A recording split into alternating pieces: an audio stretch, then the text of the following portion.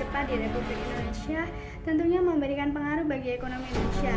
Himbauan untuk bekerja, belajar, maupun beribadah juga dilakukan di rumah, hingga pelarangan kegiatan yang menimbulkan kerumunan tentunya membuat roda perekonomian Indonesia menjadi nyaris terhenti. Pasalnya, virus corona telah mengganggu mata rantai produksi industri, sehingga perputaran bisnis tidak lancar. Sementara kewajiban para pengusaha tetap harus berjalan, yaitu kewajiban dalam pembayaran THR, di mana pengusaha wajib memberikan THR minimal 1 kali gaji bagi mereka yang sudah setahun bekerja. Melalui Undang-Undang Nomor 13 Tahun 2003, dampak COVID-19 ini memberi sisi negatif pada perusahaan PT Akomoda Indonesia yang melakukan PHK dengan mengirimkan surat kepada serikat pekerja terkait rencana perusahaan yang akan melakukan PHK kepada 26 orang.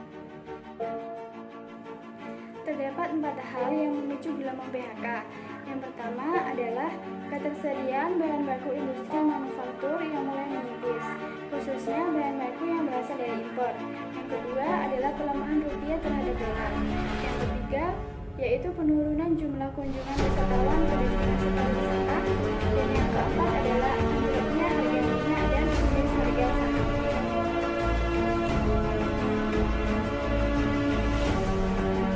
Dampak corona pun berimbas pada pariwisata Indonesia. Perusahaan melemah karena makin sedikit orang yang mau berwisata. Ujungnya, karyawan agen travel pun terancam PHK karena melemahnya perusahaan tersebut. Dan beberapa perusahaan sudah mulai memberikan karyawan beberapa cuti tanpa tanggungan, serta sudah membatasi penambahan karyawan. Penyebaran virus corona sendiri yang meluas ke berbagai belahan dunia membawa dampak perekonomian dunia baik dari sisi perdagangan, investasi, dan juga pariwisata menjadi menurun. Misalkan di bidang pariwisata, wabah tersebut telah membuat pengusaha travel agen perjalanan kehilangan keuntungan akibat penundaan dan pembatalan perjalanan.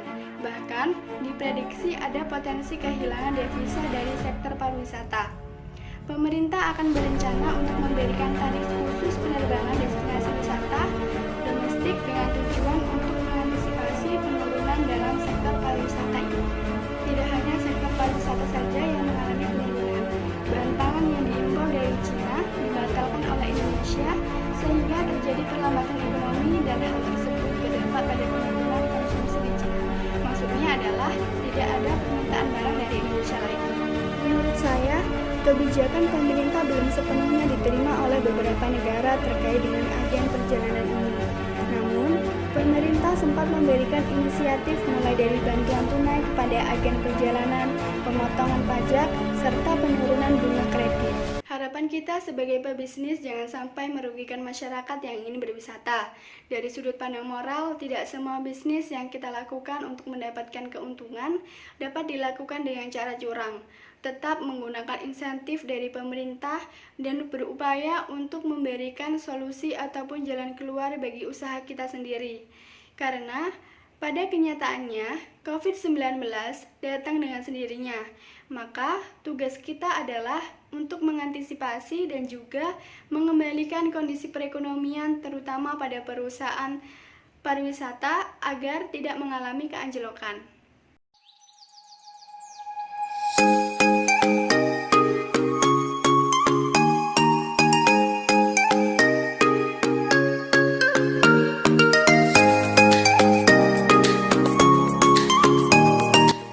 Aktivitas pabrik Cina mengalami kontraksi pada Februari.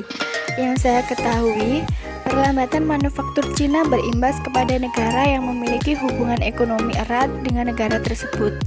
Di antaranya, negara Asia Pasifik seperti Vietnam, Singapura, dan juga Korea Selatan.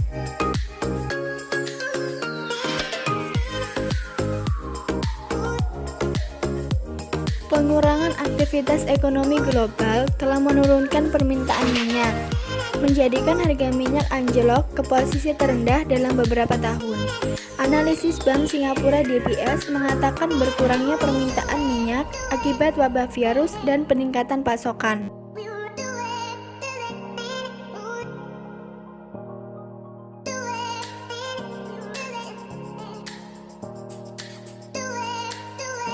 Wabah COVID-19 ini menghantam industri jasa, seiring dengan berkurangnya belanja konsumen yang kemudian berdampak pada bisnis retail, restoran, dan penerbangan.